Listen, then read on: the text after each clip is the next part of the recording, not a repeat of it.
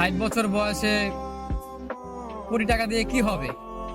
যদি 18 বছর বয়সের শখগুলো পূর্ণ করতে না পারি, কি হবে? শেষ মুহূর্তে শত কোটি টাকা কামিয়ে কি হবে? তখন তো আর বেঁচেই থাকবো না। এখন এই বয়সের শখগুলো যদি পূর্ণ করতে না পারে, ছেলে মানুষ বয়স 18 হওয়ার পরই সে বাস্তবতা শিখে যায়, সে পরিস্থিতি বুঝে নিতে শিখে যায়। দায়িত্ব কি জিনিস তাকে শিখাতে হয় না, এমনিতেই বুঝে যায়। 18 বছরের পর একটা ছেলে বেকার থাকার যে কি যন্ত্রণা, সেটা কেউ বুঝবে না।